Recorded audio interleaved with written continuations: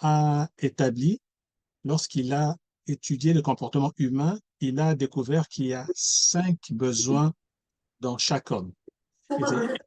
Et ces 5 besoins sont classés par ordre de priorité. Donc, il y a d'abord la base, hein, vous voyez, le besoin physiologique. Donc, c'est-à-dire qu'avant de parler investissement, épargne, etc., d'abord, l'homme doit assouvir sa faim. Il a soif, hein, il doit assouvir sa survie, sa sexualité, son repos, son habitat. Donc, c'est ce qu'on appelle les besoins physiologiques. C'est le niveau premier. Okay? Ensuite, on passe au niveau 2, c'est le besoin de sécurité. Il veut se sentir en sécurité, même s'il a un habitat, il veut par exemple que cet habitat soit situé dans un bon quartier où il n'est pas menacé. Donc, il a ce besoin de faire confiance et qu'on lui fasse confiance aussi. Okay? Ensuite, on passe au troisième niveau, qui est le besoin d'appartenance. Tout homme a envie, quand je parle d'homme, hein, c'est hommes et femmes, hein, a envie d'être aimé, écouté, compris, avoir l'estime des autres, faire partie d'un groupe, avoir un statut. Hein. Par exemple, nous voulons faire partie d'une famille, nous voulons faire partie d'une tribu, d'un pays, d'un groupe comme celui-ci. Donc tout ça, c'est ancré en nous. En fait, il y a ce besoin d'appartenance qui doit être assouvi. Après avoir assouvi ce besoin, nous passons au quatrième niveau qui est le besoin d'estime. Nous voulons nous sentir utiles, hein, avoir de la valeur, hein, avoir une identité. Chaque fois lorsqu'on se regarde dans la glace, on sent que ce qu'on fait a de la valeur à nos yeux. Et après, il y a le niveau supérieur qui s'appelle besoin de s'accomplir. Là, on aimerait développer ses connaissances, ses valeurs. Si besoin, on n'a même plus besoin de travailler, on a envie vraiment de jouir de la vie, hein, et peut-être léguer quelque chose à la génération suivante. Donc, ça, c'est en gros la pyramide de Maslow. Hein. Maintenant, j'ai pris cette pyramide de Maslow pour le transposer maintenant à l'ordre de priorité financière lorsqu'il s'agit de gérer nos finances. Donc, nous allons commencer par le premier niveau qui sont les besoins physiologiques. En fait, ce sont les besoins de base. Hein. Donc, le niveau de base, les besoins fondamentaux. Donc, après avoir acheté à manger, à boire, etc., donc nous sommes sûrs que nous pouvons survivre. La première des choses dans la gestion financière, c'est avoir, le point de départ, c'est avoir une assurance de base. Okay? Donc, il est important, avant de penser investissement ou autre chose, la première des choses, c'est d'avoir une assurance. Une assurance essentielle, il y a l'assurance santé, l'assurance vie, habitation, automobile, qui nous protège contre tous les aléas, hein, tous les risques imprévus, parce que sans cela, la santé financière est constamment menacée. Si on n'a pas d'assurance, par exemple, maladie, lorsqu'on tombe malade, on risque de perdre notre emploi. Et lorsqu'on n'a pas d'emploi, lorsqu'on n'a pas d'entrée, on risque bien sûr de nuire, ça risque de nuire bien sûr à notre santé financière. Okay? Donc, lorsque nous avons, au fait, nous devons vraiment en faire notre point de départ, parce que je pense que dans la communauté, là, je fais une parenthèse, nous avons vu, il y a eu beaucoup de décès, et quelquefois, il est regrettable de constater que certaines personnes qui décèdent sans avoir une assurance vie, ce qui laisse maintenant un poids sur la famille ou les amis qui restent ou la communauté pour commencer à cotiser pour, par exemple, rapatrier le corps ou pour les funérailles. Donc, il est essentiel vraiment pour chacun de nous pour être responsable et penser, bien sûr, à ceux que nous laissons, que nous devons absolument avoir une assurance, surtout une assurance santé, une assurance vie qui est la base de tout. Après avoir réglé le problème des assurances, nous devons constituer un fonds d'urgence. Un fonds d'urgence, donc comme tous les besoins physiologiques, hein, comme la nature comme la nourriture plutôt et le logement, sont vitaux pour la survie. Un fonds d'urgence est le fondement de la sécurité financière. Cela garantit que vous pouvez faire face à des dépenses imprévues sans vous endetter. En général, un fonds d'urgence, il est conseillé lorsque, par exemple, vous commencez un travail, les premiers salaires que vous avez, que vous constituez un fonds d'urgence d'au moins 3 mois, soit de salaire, si ce n'est pas possible, de plus que 3 mois de dépenses essentielles. Hein, donc, c'est-à-dire qu'au cas où il y a quelque chose qui vous arrive, vous perdez votre travail, au moins pendant 3 mois, vous pouvez survenir à vos besoins le temps que vous retombez sur vos pieds. Donc, il faudrait que ça soit au moins en conscience générale, entre 3 à 6 mois avant de penser à autre chose. D'accord? Donc, voilà, après le fonds d'urgence, ça, c'était le niveau de base, hein. Donc, sur la pyramide, c'est les besoins fondamentaux. Lorsque nous passons au deuxième niveau, besoin de sécurité, là, j'ai fait la transposition avec la sécurité financière, hein.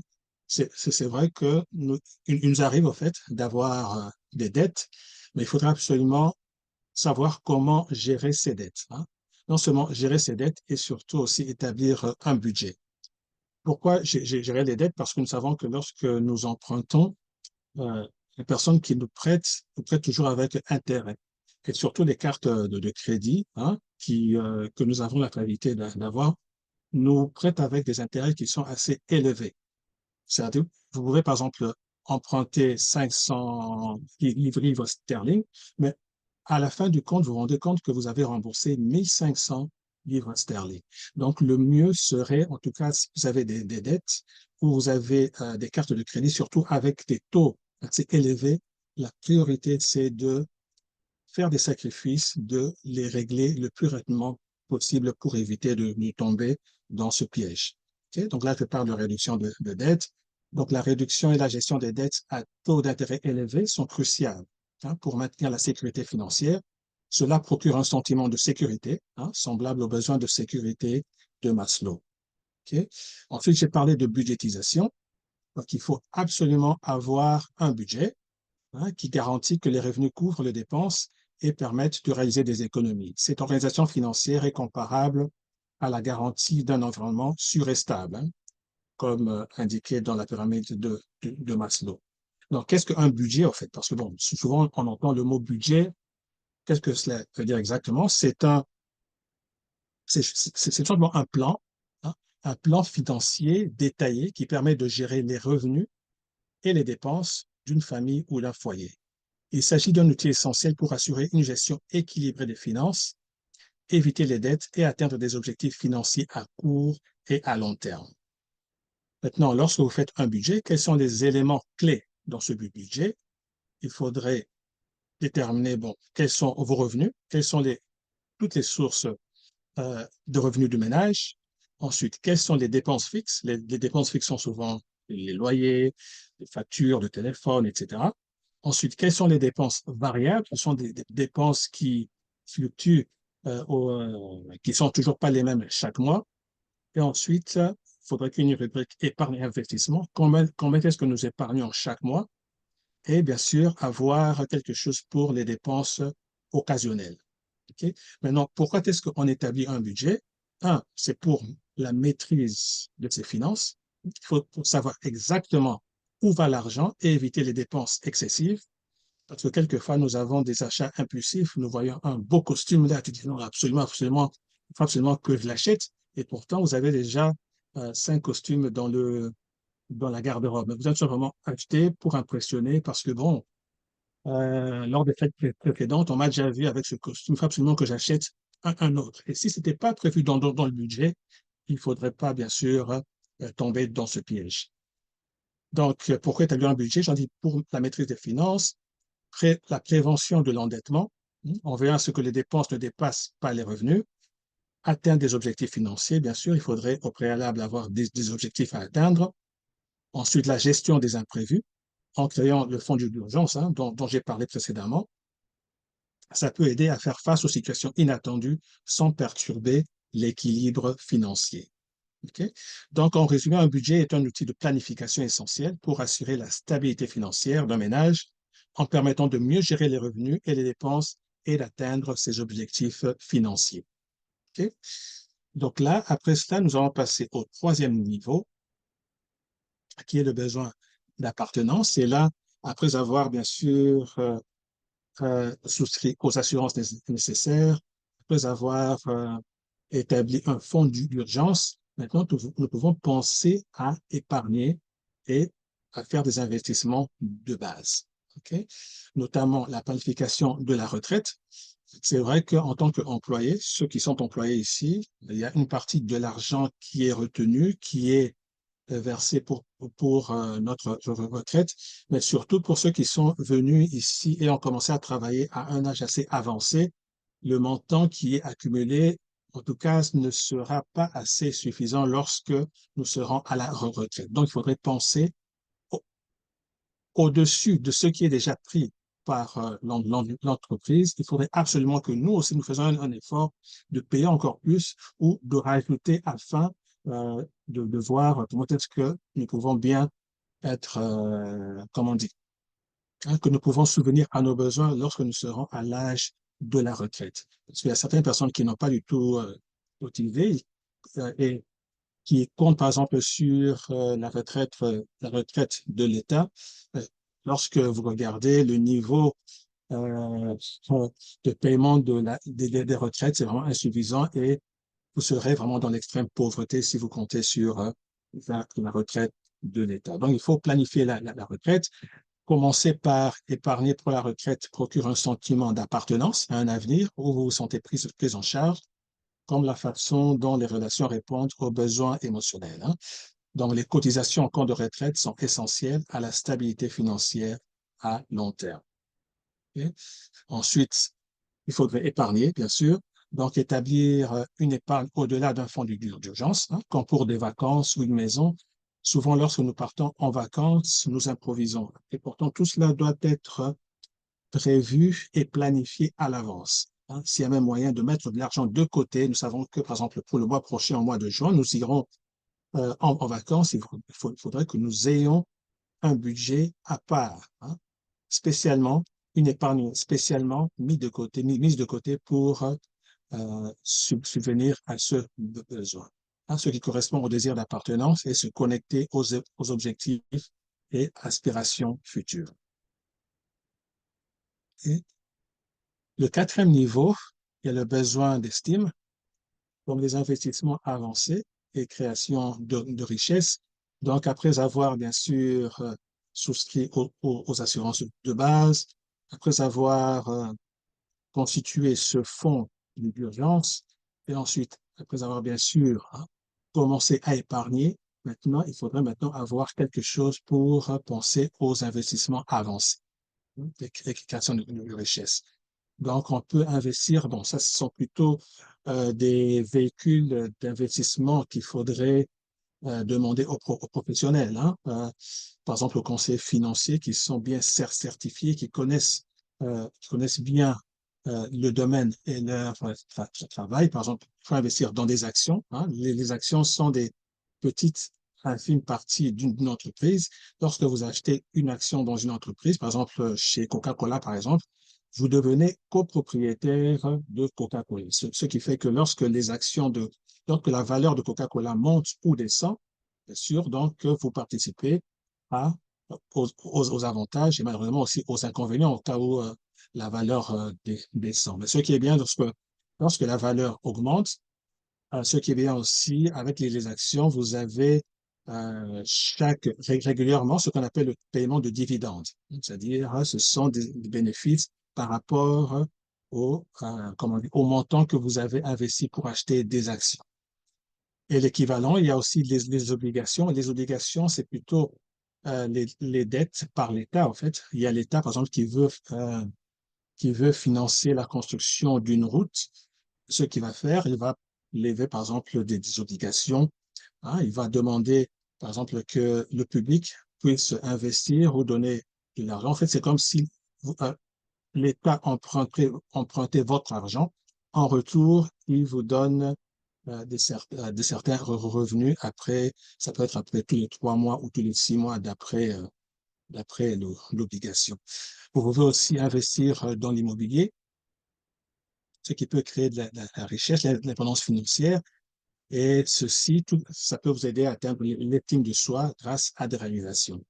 Bien sûr, à mesure que votre situation financière s'améliore, vous gagnez en confiance et en sentiment d'accomplissement. Okay? Ensuite, planification fiscale. Donc, il faudrait minimiser les obligations fiscales et maximiser l'épargne pour améliorer votre situation financière, tout comme la reconnaissance et le respect renforcent l'estime de soi. Bien sûr, cela dépend aussi il faudrait avoir l'aide et l'assistance, par exemple, d'un conseiller financier qui peut vous donner quelques astuces. Lorsque vous achetez, par exemple, une maison, il serait mieux, par exemple, de mettre la maison plutôt au nom des enfants, parce qu'au cas où, bien sûr, malheureusement, on ne le souhaite pas, vous décédez, lorsque la maison est transmise aux enfants, vous n'avez pas, les enfants n'ont pas à payer les taxes de succession. OK? Mais il faudrait savoir aussi, bien sûr, qu'il y a des caveats, hein. Ils savent comment aussi essayer de mettre des petits freins.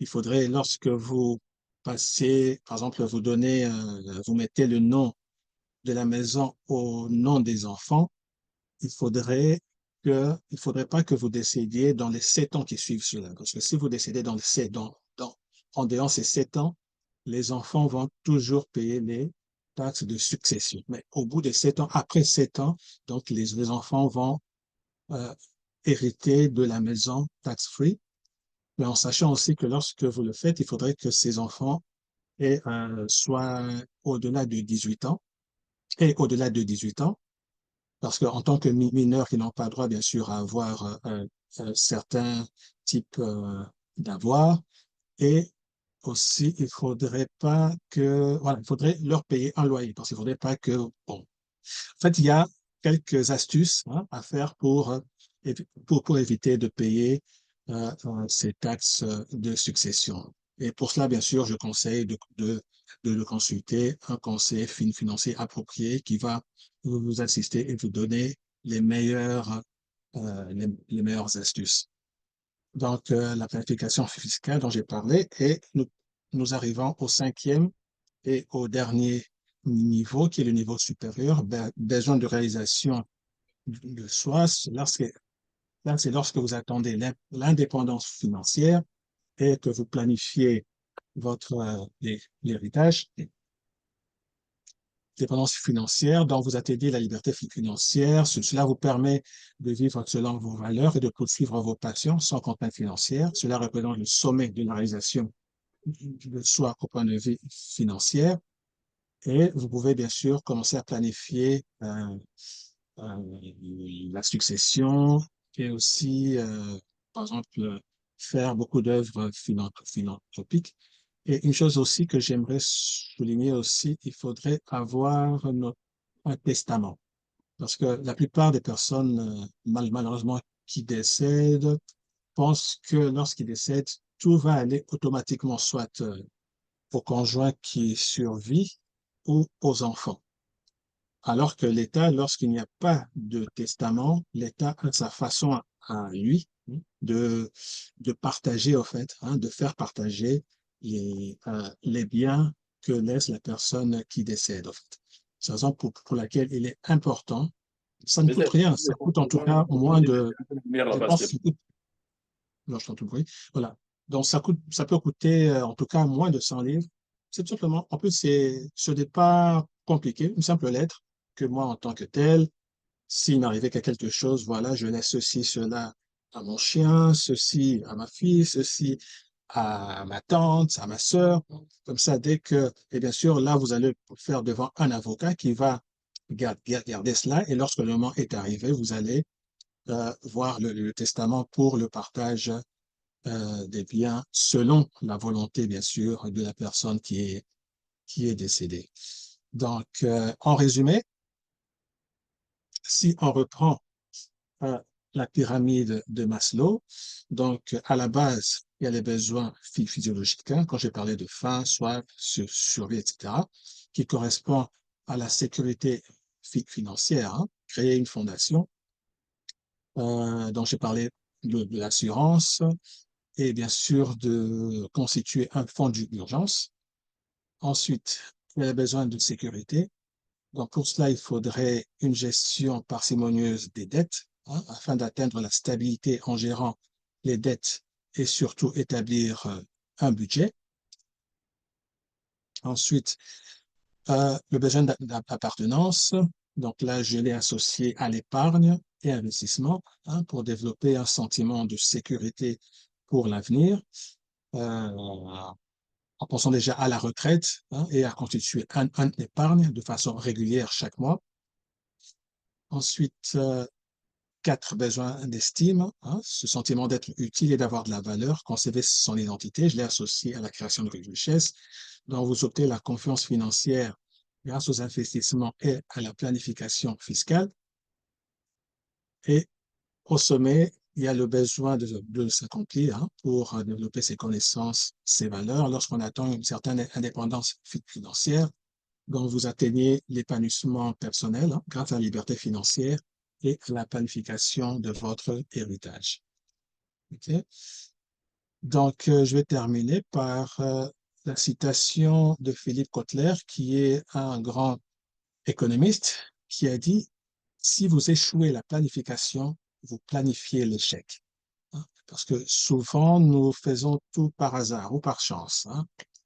Comme on dit en galant, Nzambakosala, hein. Donc, il faut absolument tout planifier. C'est vrai que Dieu va intervenir, mais Dieu intervient lorsque nous planifions.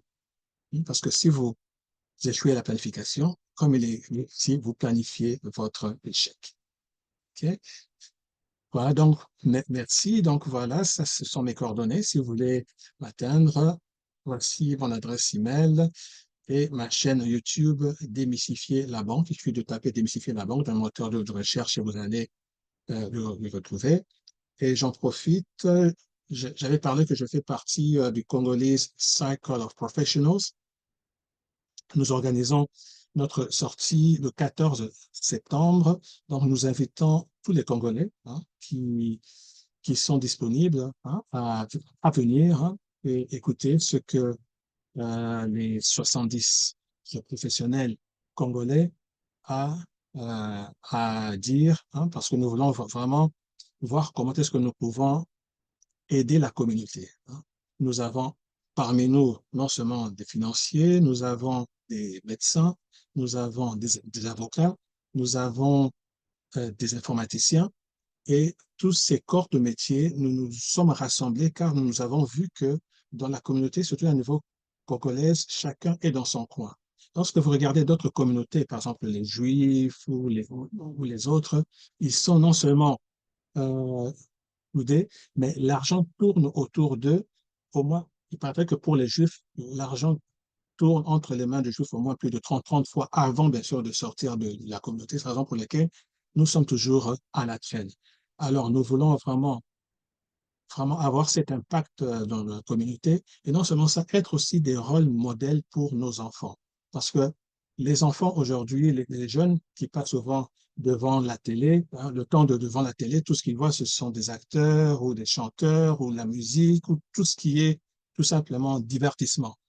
Alors que s'ils voient des personnes comme eux, qui sont des Congolais d'origine, qui sont des avocats, qui sont des grands des personnes en fait, qui ont accompli quelque chose dans ce pays, ils peuvent s'identifier facilement à eux. Et nous avons mis en place, et nous allons mettre en place des programmes de mentoring, des programmes d'internship, tout simplement pour essayer vraiment d'élever le niveau de notre communauté. C'est la raison pour laquelle nous avons même invité notre ambassadeur qui sera notre invité d'honneur. Et nous espérons en tout cas vous voir le plus nombreux pour, bien sûr, participer à cet événement. Si vous voulez plus d'amples renseignements, vous pouvez appeler à ce numéro, donc le 078 1463 1436 et l'adresse email c'est cocipro@secretary.net. Okay? Voilà, en tout cas, je vous remercie beaucoup d'avoir participé. Euh, Je vous remercie pour votre attention. Donc, je suis ouvert. Peut-être que si papa Rodoudi peut permettre peut-être un maximum de 5 questions et on va voir comment est-ce qu'on peut évoluer. Merci beaucoup. Voilà. Merci beaucoup, à Papa Cédric, pour votre intervention. Bien aimé, donc, le micro est là. Si quelqu'un a une question par rapport à ce que vient de dire à Papa Cédric, il peut poser la question. Donc, attends, je vais voir s'il y a des questions sur le chat. Pas de questions pour le moment. Quelqu'un a une question par rapport... Papa Cédric, est-ce que tu peux, share encore, tu nous share des pyramides là encore, la, la dernière là, la dernière page là. Si on peut, les gens peuvent quand même voir et puis ça va faciliter les gens à poser leurs questions.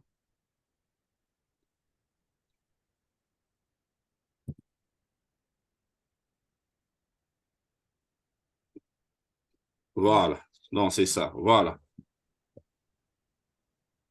Donc, là, vous avez parlé de 5 niveaux. La première, sécurité financière. Deuxième, gestion des dettes.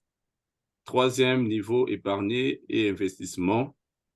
Retraite et épargne. Quatrième, création des richesses, planification fiscale. Et puis, niveau 5, ça, c'est les top, indépendance et financier et la planification de votre héritage. Moi, j'ai une question.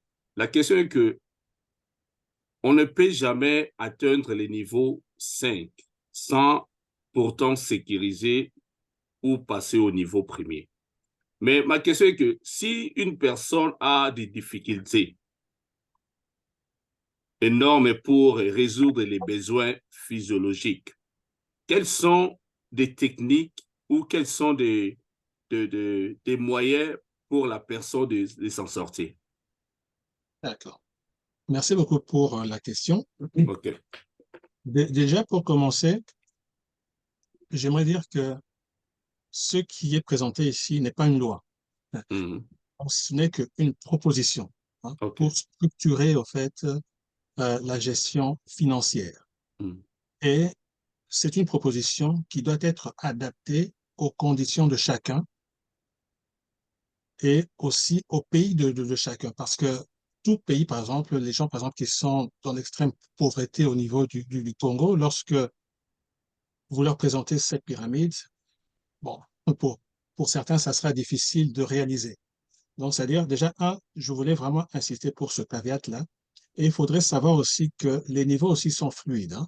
Donc là, c'est plutôt une proposition de départ. Il y a certaines personnes, bon, c'est vrai que les besoins physiologiques, on n'a pas le choix. Il faut absolument, si vous voulez survivre, si vous voulez vivre en tant qu'être humain, il faut manger, il faut boire. Mhm. Mhm. Sans avoir assouvi cela, ça sera difficile, bien sûr, de penser ne fût-ce qu'à avoir euh, de penser à investir. Donc, il faut Mhm. absolument chercher par tous les moyens, en tout cas, à assouvir le besoin numéro un avant de passer au 2, 3, 4 ou 5. Et comme je l'ai dit, comme c'est fluide, il se peut que pour quelqu'un d'autre, le 5 vient avant le 4, ou le 4 vient avant le 5, ou le 3. Donc, tout dépend d'un chacun. Mais ça, c'est un modèle qui a été proposé par M. Maslow, hein, Abraham Maslow, qui était un psychologue américain. Et il faudrait savoir aussi, pour la petite histoire, que ce n'est pas lui qui a mis toutes ces idées en forme de pyramide. Lui, il avait tout simplement donné les idées, 1, 2, 3, 4, 5. Et il y a un consultant, quelques années plus tard, qui a prouvé que ça serait mieux de le mettre en pyramide comme ça, c'est plus visible, c'est plus parlant. Donc, pour répondre à votre question, en tout cas, les besoins physiologiques, je pense que ce sont des besoins qui sont inhérents, en tout cas, hein, qui sont obligatoires Mhm. avant de penser à autre chose et il faudrait absolument les assouvir avant d'avancer. OK. Merci beaucoup. Je vois une mail là. Papa Jean-Claude, vous avez une question? Oui, papa Rudy, je crois que vous m'entendez, hein, parce que je Oui, suis au travail là, je voulais un peu. 565 hier. Mm. Ok, merci. Bonsoir à tout le monde, bonsoir, monsieur Cédric. Bonsoir. Bonsoir. Bonsoir. Bonsoir. J'aimerais poser peut-être la question concernant votre biographie où j'ai entendu, j'ai lu quelque chose qui m'a beaucoup peut-être intéressé. Sur votre biographie est écrit, vous avez été, je crois, vous avez travaillé aussi en collaboration avec la banque, par exemple, Equity BCBD, c'est ça, et la Et c'est RDC. Oui, BCBD, BCDC. blessé. Voilà, c'est blessé.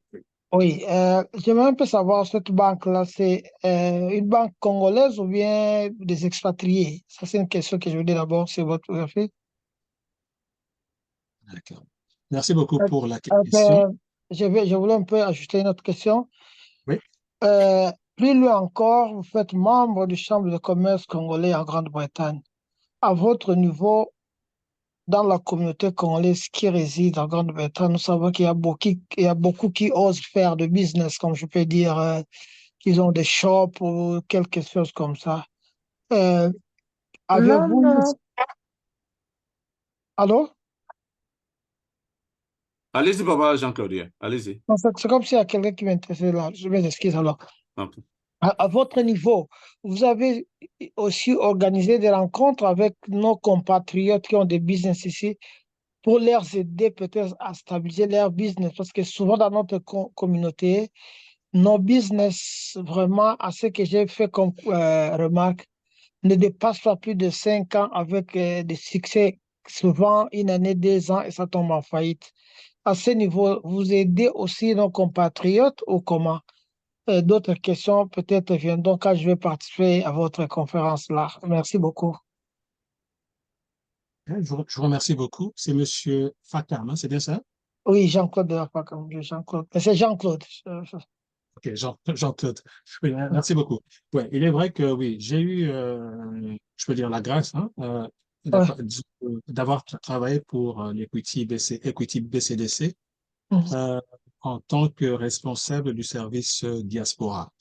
En mhm, fait, Equity BCDC, c'est une banque qui existe, bon, c'est vrai, sous un autre nom depuis 1909, hein, qui était mhm. la banque commerciale du Zaïre à l'époque, qui est devenue la Oui, banque commerciale du Congo. Je pense que si vous, je sais pas si vous êtes familier avec Kinshasa, sur le Sous-Boulevard, oui, boulevard, il y a un oui. grand immeuble qui était l'immeuble BCDC, qui est devenu bien sûr maintenant l'immeuble Equity BCDC, parce que la Mhm. BCDC a été rachetée en grande partie par un groupe kényan hein, qui s'appelle Voilà, Equity. C'est pour ça voilà, que ouais, maintenant, ouais. Equity BCDC. Donc, le groupe kényan est majoritaire. Hein. Voilà. Equity au Kenya, plutôt dans l'Afrique de l'Est, Equity est l'une des plus grandes banques parce qu'elle est cotée en bourse, elle est présente dans Oui, plus de pays oui. et, et elle est disons, pour œuvrer au niveau du Congo, elle a racheté hein, beaucoup de parts de la BCDC pour devenir Equity De BCDC. l'action, oui, oui. Voilà. Et ce qui est bien dans Equity BCDC, il y a un département qu'on appelle le département diaspora, dont j'étais la tête.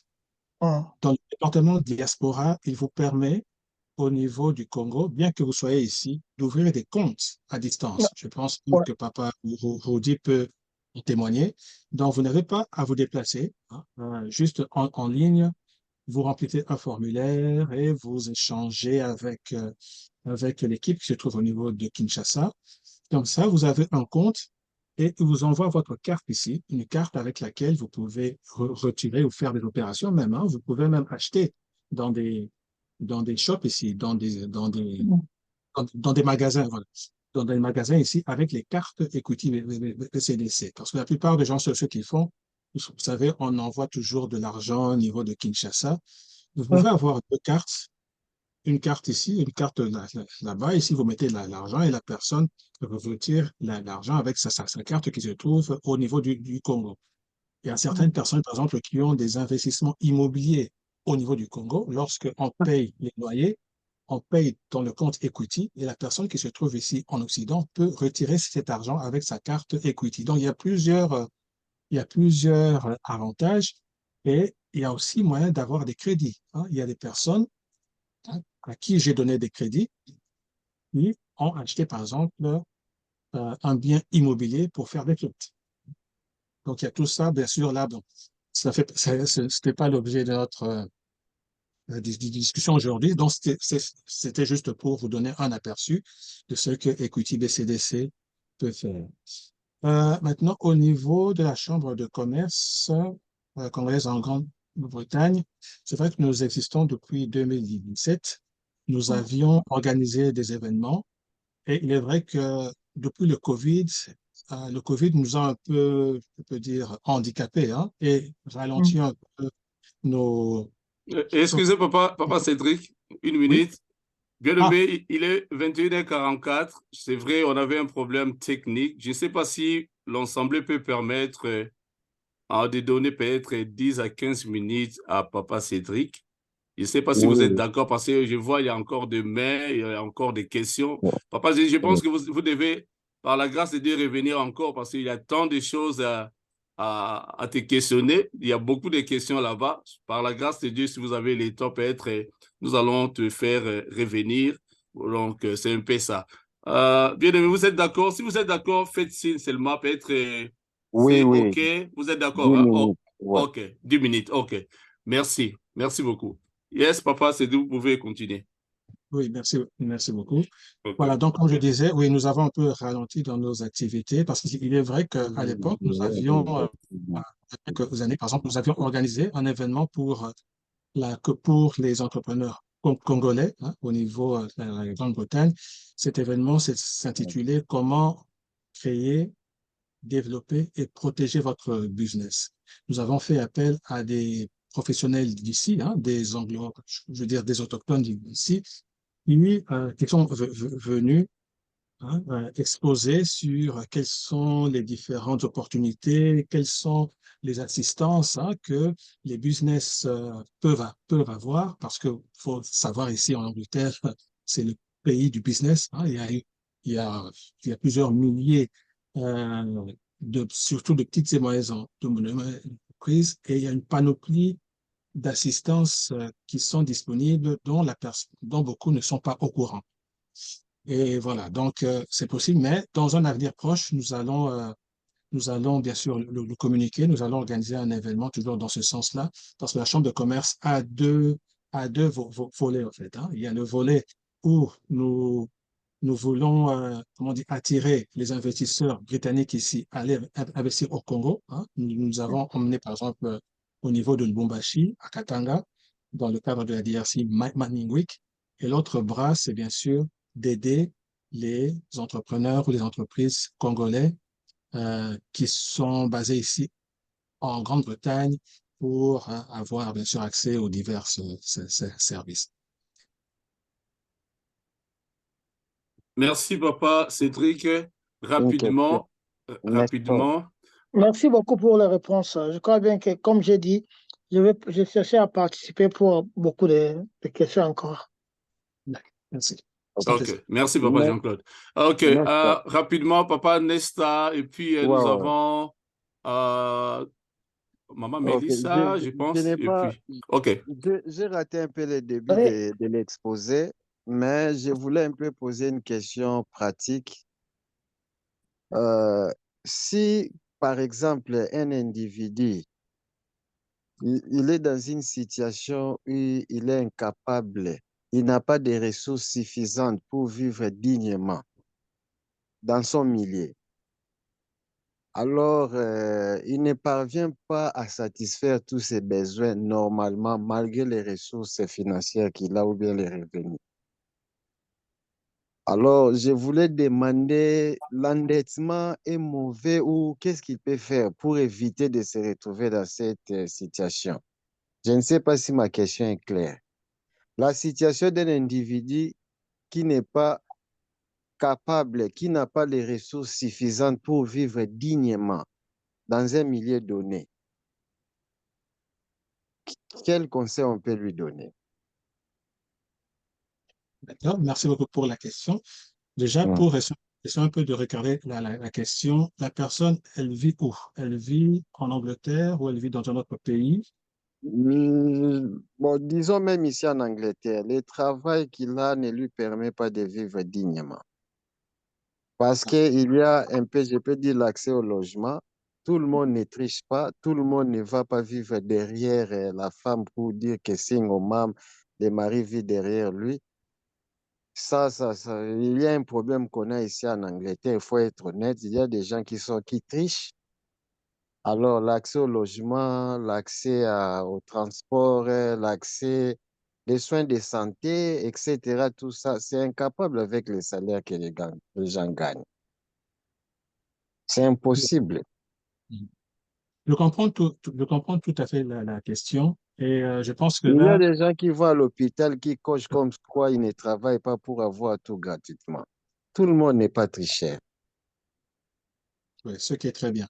Oui, je pense Mhm. que là, il va falloir, enfin, bien sûr, passer Il du faut, temps avec la personne parce que chaque cas, vous savez, l'exposé a été bien sûr dans un cadre général, hein, et chaque ouais, ouais. cas peut être particulier et nécessite vraiment une compréhension assez approfondie avant de donner un conseil.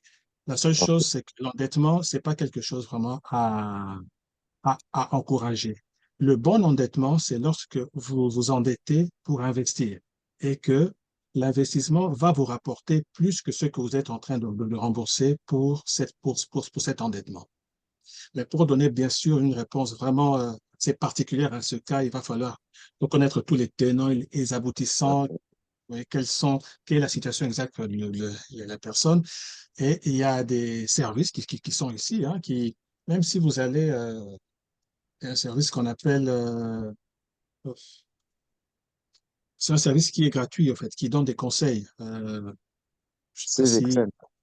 Ouais. voilà, il y a, par exemple, il y a Citizen Advice, hein, Mhm.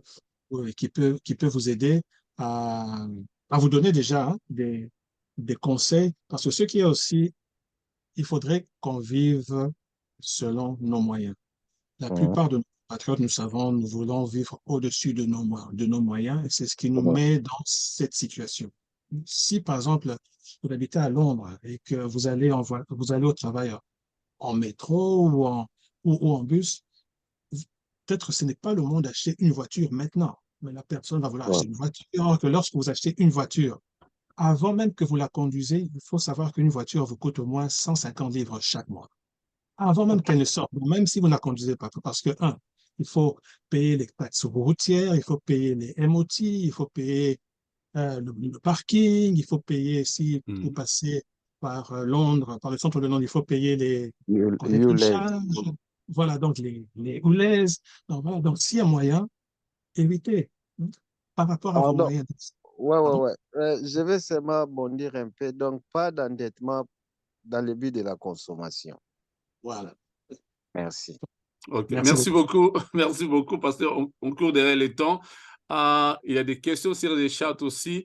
Ok, je donne rapidement à Mélissa. Vous pouvez poser votre question et puis nous allons lire les questions sur les chats. Merci. Ok, merci beaucoup pour la parole. D'abord, je tenais à dire que merci pour cette initiative parce que je m'attendais juste à venir sur une ligne de prière et je me retrouve vraiment éduquée dans le sens de finances parce que nous Mhm. savons aussi dans notre communauté, les finances sont souvent un sujet tabou que personne Mhm. nous apprend sur les finances et Mhm. des fois on se retrouve parce qu'on ne nous a pas appris sur ça et Mhm. quand ça vient à gérer l'argent, on se retrouve dans des dettes terribles où on ne sait même pas en sortir. Et Mhm. ma question est celle-ci. En tant que banquier, quel conseil pouviez-vous donner à quelqu'un ou qui s'est trouvé dans des, bon, peut-être qui était dans des dettes ou ils sont entrés dans des crédits cartes, dans des overdrafts et ils n'arrivent plus à y sortir, ils sont coincés là. Donc, ma question est un peu similaire au monsieur qui vient de poser avant. Et ils travaillent, mais bon, dans ces cas ici, la personne a un travail, mais les dettes où ils se sont trouvés ne permettent pas qu'ils sortent. Ils se retrouvent toujours en train de payer les dettes et les dettes. Je ne sais pas si peut-être il y a un service que vous pouvez, to signpost, qu'on peut se référer à. Merci. Oui, merci beaucoup pour la question. C'est vrai qu'il y a des services, hein, qui aident les personnes qui sont dans cet état-là. Donc, le premier conseil, bien sûr, serait, en tout cas, bon, comme on dit, tel on fait son lit, tel on se couche, malheureusement. Donc, il faudra absolument faire des sacrifices et rembourser. Voilà. Oui. Mais au cas où, bien sûr, cela devient intenable, il faudrait, en tout cas, contacter les services concernés qui peuvent même vous aider même à, comment on dit, à wipe out, comme on dit, à effacer vos dettes. Mais bien sûr, il ne faut pas demander le beurre et l'argent du beurre. Lorsqu'on vous efface les dettes, on va vous interdire pendant un certain moment de contracter d'autres dettes, hein. Donc, Mhm. ouais, il y a des services qui existent. Peut-être, je sais pas si peut-être je vais donner les coordonnées à papa ou vous dire après, vous pouvez le contacter pour, si vous voulez, donner aux personnes, hein, qui sont concernées pour les contacter.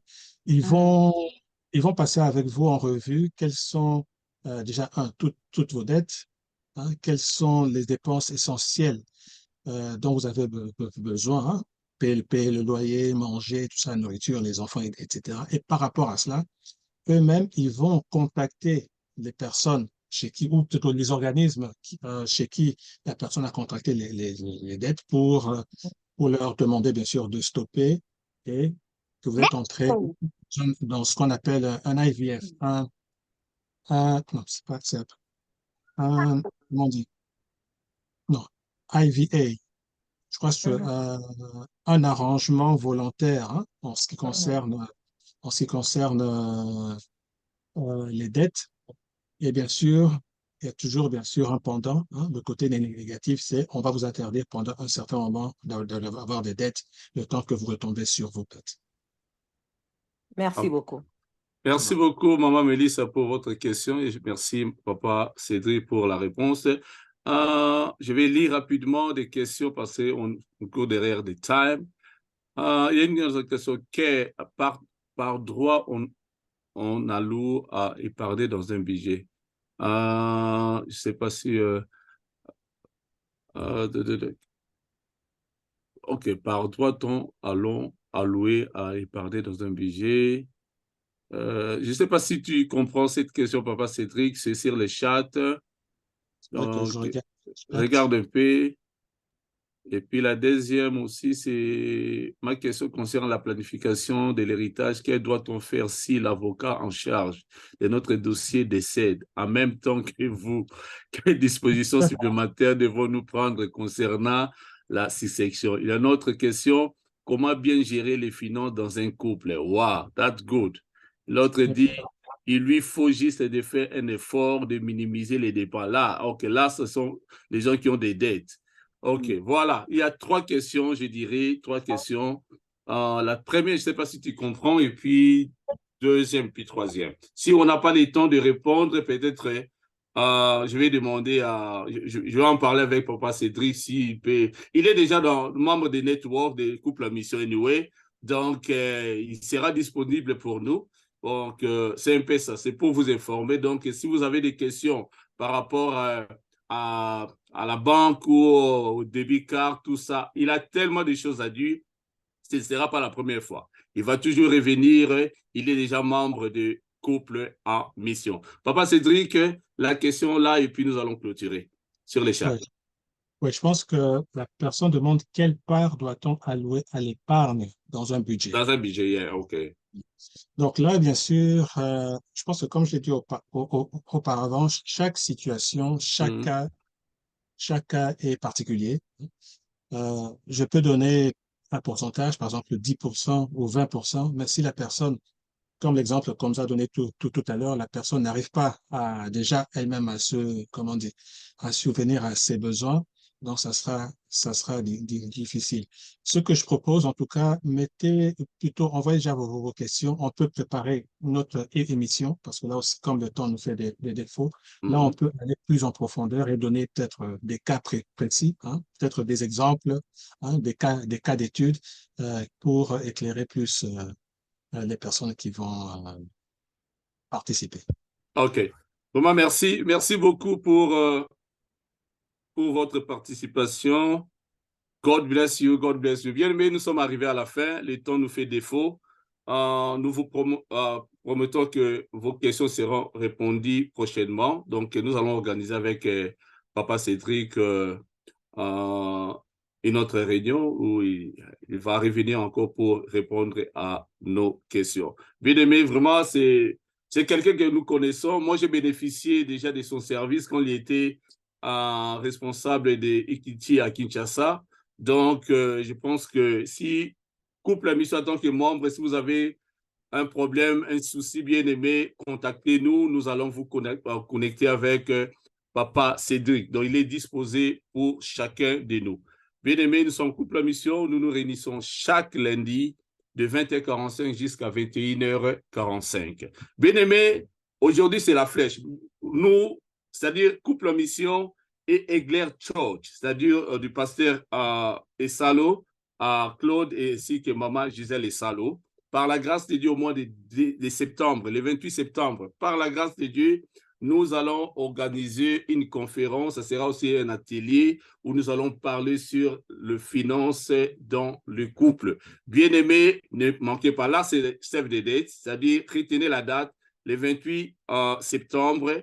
Et je pense que si Papa Cédric sera disponible, peut-être il sera aussi avec nous. Et il y aura d'autres financiers aussi qui seront là. Donc, la journée sera animée par le couple pastoral, à papa à Claude ainsi que maman Gisèle. Save the date le 28 septembre. Le lundi prochain, nous allons vous donner plus de détails. Voilà, bien aimé, invitons beaucoup. Je pense que vous avez, j'ai aimé ce que maman Mélisse a dit. Donc, elle avait d'autres choses dans sa tête. Elle était surprise d'attendre des finances, tout ça. Donc, c'est un peu ça. Donc, invitons d'autres couples bien-aimés. Nous sommes toujours sous notre grand titre qui est les conflits dans les mariages. Donc, les finances aussi, ça fait partie des conflits et Dieu nous conduit afin que nous puissions être épanouis, même dans le domaine des finances, même dans le domaine de l'intimité. Voilà. Donc, on est arrivé à la fin. Je vais décider si papa est salopé, clôturer la prière. Papa Essalo, est-ce que vous êtes là, papa Claude? Vous êtes disposé?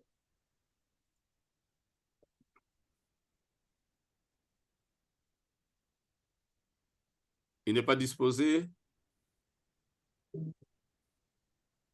OK, il n'y a pas de problème. Bien-aimés, nous allons tous prier. Nous allons dire un grand merci à Dieu et nous allons recommander notre prochaine réunion entre les mains de Dieu. Nous allons demander à Dieu de nous garder, de nous soutenir afin que nous puissions quitter de l'étape de l'ignorance et d'entrer dans l'étape de la connaissance. Élevons nos voix et prions au nom de Jésus. Seigneur, nous te disons merci.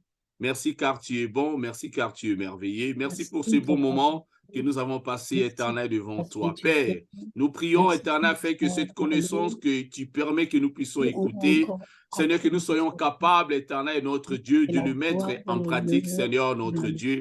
Seigneur, Dieu bénis encore, éternel, ton serviteur, Papa Cédric Longangue, éternel. Bénis, éternel, et oui, toute sa famille, Seigneur.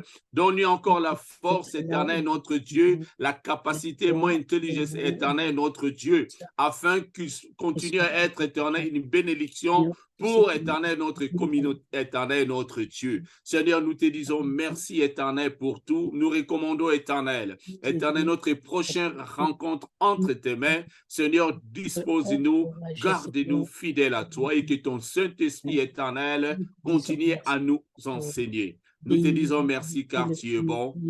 Au nom de Jésus, nous avons ainsi prié. Nous avons prié. Amen, amen, amen. Amen. Amen. Amen. Maman, merci beaucoup. Et tous ceux qui sont là pour la première fois, bien-aimés, soyez la bienvenue, Bien-aimés, on se rencontre les lundis prochains, même heure, 20h45 jusqu'à 21h45. Que Dieu vous bénisse. Merci. Merci. Bye bye. Merci. OK, bye. Bye. Bye. Bye. Bye.